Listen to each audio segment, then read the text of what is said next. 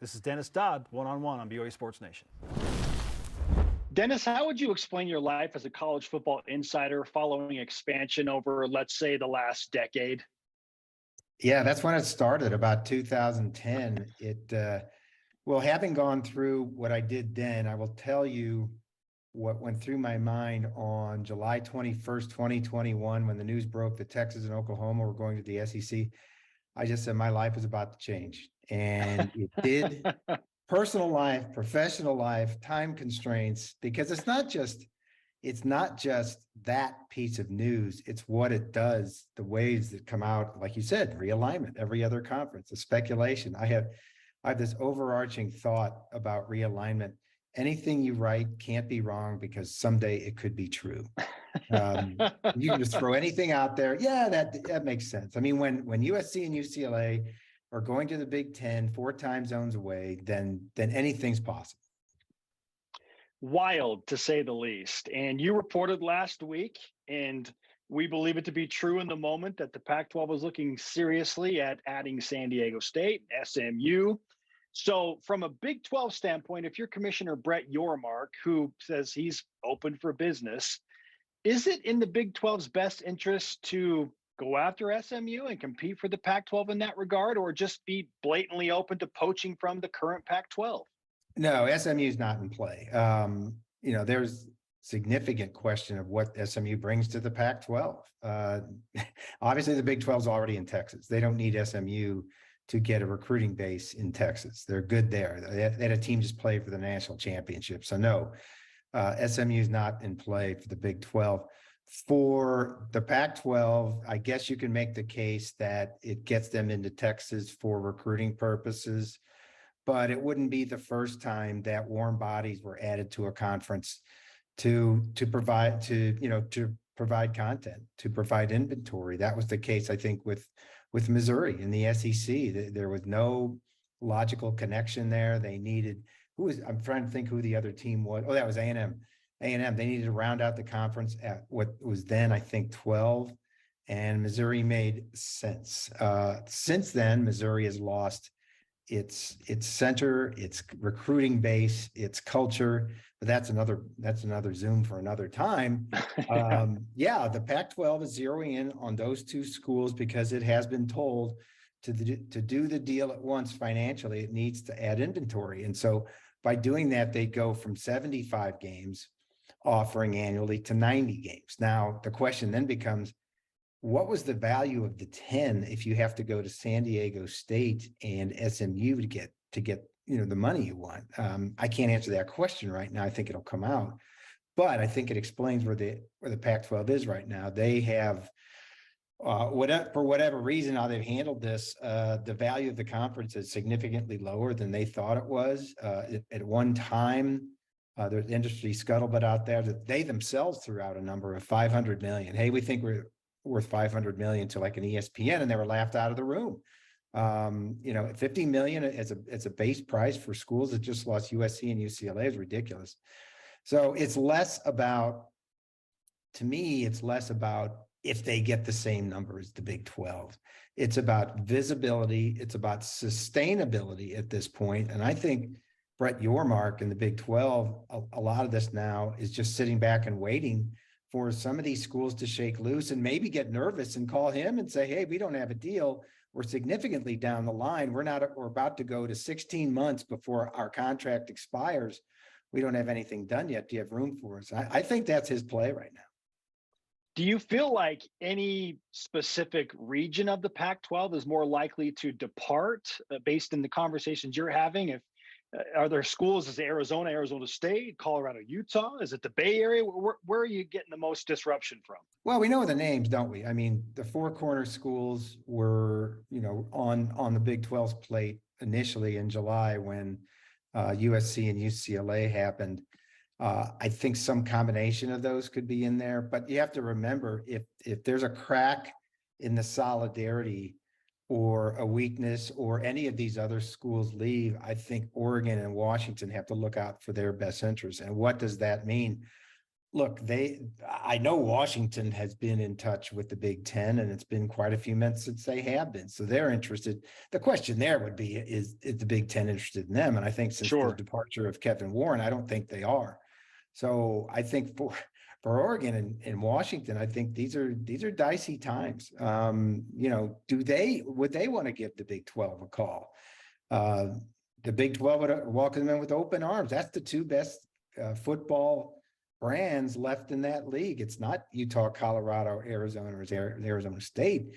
It's those two. And the Big 12 would absolutely love it. Let me say this again, because that's what we're talking about. Brett Yormark wants a presence in the Pacific time zone, whether it's Gonzaga, whether it's any of the schools we just talked about, to fill out his Saturday football roster, have games, Big 12 games from noon, 3:30 prime time, then late night, basically 10:30 Eastern time, which the Big 10 and the SEC don't even have. So the Big 12 would have that if they can do that, you know, do some more expansion. Is there a time frame that you're anticipating if expansion is to occur with the Big 12? Like what type of a time frame are we dealing with? Does it have to be done the next 2 years? Yeah, I think it would happen sooner rather than later, because again, I think Brett Yormark's waiting to see what the Pac-12 deal is. I think the Pac-12, I have been saying for a while, I think they're gonna do a deal in the first quarter, which would mean right about or the first third of the year, right about the Final Four, April 1st, thereabouts. And so they would just wait and go back from there, because now they've got a deal first. You know, the problem with the Pac-12 is they may be doing this backwards. They may be expanding first and then presenting the 12 to whatever entity is going to buy this or bid on this, which is very highly irregular in this sort of thing. I can't think of another conference that has done that.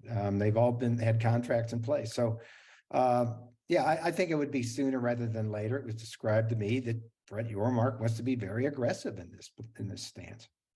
Dennis Dodd of CBS Sports does a fabulous job covering college football. Is with us on BYU Sports Nation.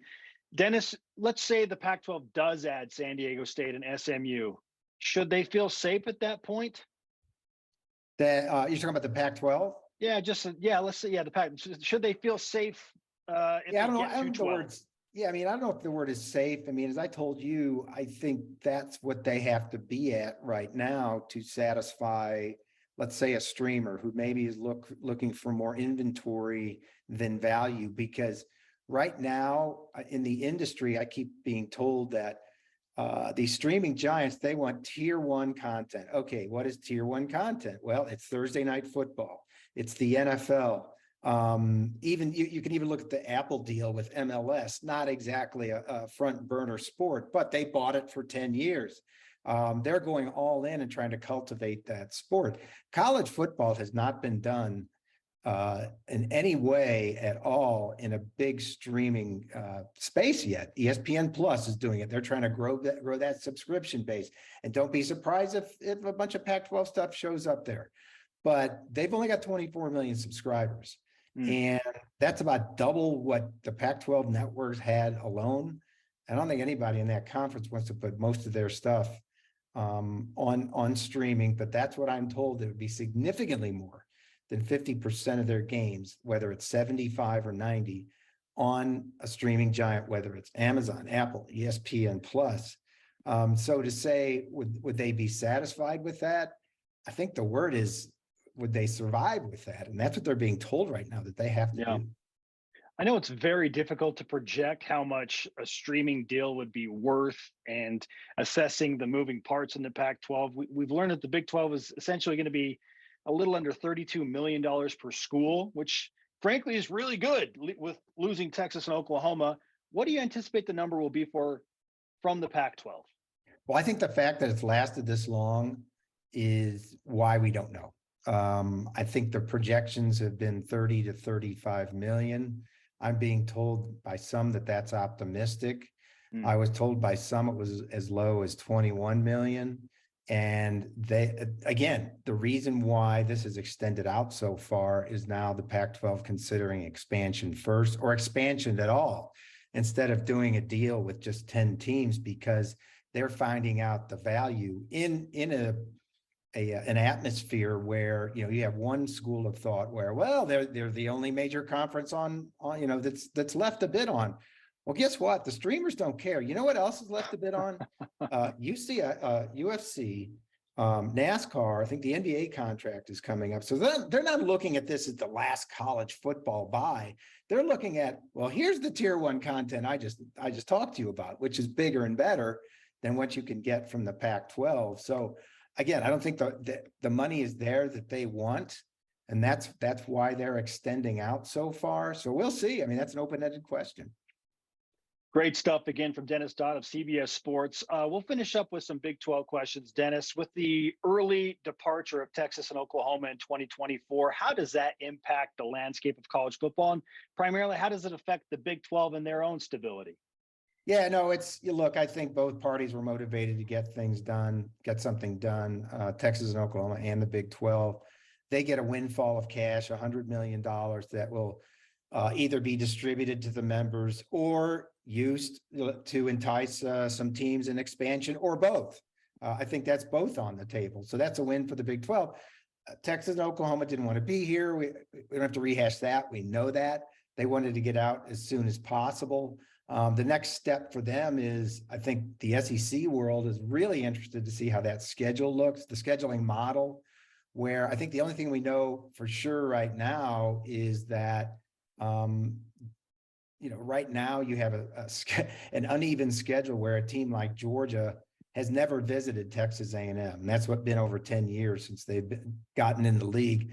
So I think what they've said is every of the 16 teams, every team is going to be on each other's campus at least once in a 4-year period, which is huge with 16 teams. That's almost mind-boggling that you could accomplish something like that in football.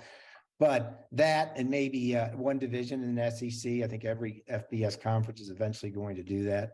So that's the thing there. And then we will be following with sort of a soap opera's interest as to how they do in football in Texas and Oklahoma. And they certainly won't be running the roost in the SEC. We know that, like they did in the Big 12. So no, you know, for the Big 12, it's onward and upward. In 2024, they will have, indeed, the Big 12 indeed will have 12 teams for the first time in 10 years, unless there is expansion.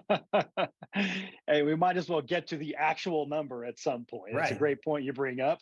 And then I want to finish with this. Do you feel like Brett Yormark and the Big 12 settled in any way with their TV contract because they were in such a hurry to lock things in? Well, I don't think they settled. I think there's a school of thought like, oh, they took less money just so they could get a deal done.